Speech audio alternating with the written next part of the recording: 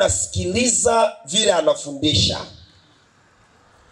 Unajua mimi master's degree yangu ni ya psychology and counseling.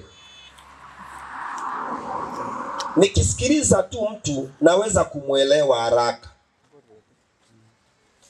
Nilipokuwa namsikiliza Martha,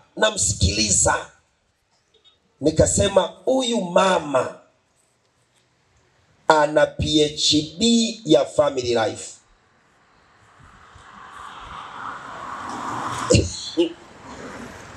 Nikamuuliza, PhD yako ulisomea wapi? Alichonijibu ni siri yangu.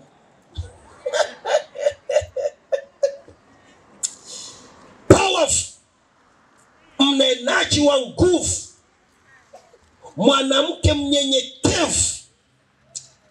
Jamani, Martha siabarikiwe. Jamani, Martha siabarikiwe.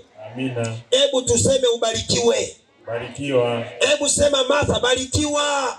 Barikiwa. Jamani, Martha barikiwa. Barikiwa.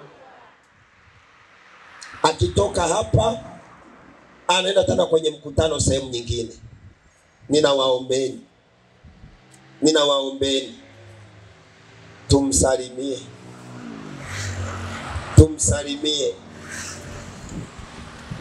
Mimi Martha nitakusalimia. Mimi nitakupa pesa kidogo. Nitakupa pesa kidogo. Najua nitazipata tena leo. Nitakupa. Jamani, nitampa. Si tumpe na sisi? Tumpe. Ana familia, ana watoto. Tunatamani tumbariki Martha. Jamani, tumbariki Martha. Wangapi wanatamani kumbariki? Wale ambao wataki wasinyooshe. Ninashukuru Mungu kufanya kazi na wewe. Mungu akubariki sana my sister. Nitakuita Tanzania. Polite warning.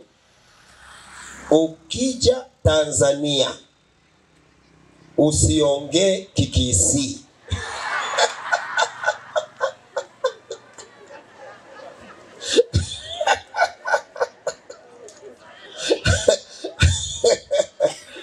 Ukija Tanzania usiongee nini? Kikisi. Mama, siwasalimia hawa watu kidogo. Na wasalimu nyote, hamjambo. Nikiwa nje ninahubiri Kiswahili, lakini nikiwa Kisii lazima wa Kisii wajue ya kwamba mimi ni nani. Maana wakati nilienda Kilifi lazima nihubiri Kiswahili, maana huko kuna Wagiriama. Nilipokuwa Zoerani Sanju nilihubiri Kiswahili. Nilipokuwa Kajiado nilihubiri Kiswahili. Ninapoenda Eldoret kwa makambi nahubiri Kiswahili. Je, mbona Tanzania? Haya. Nikikupeleka South Africa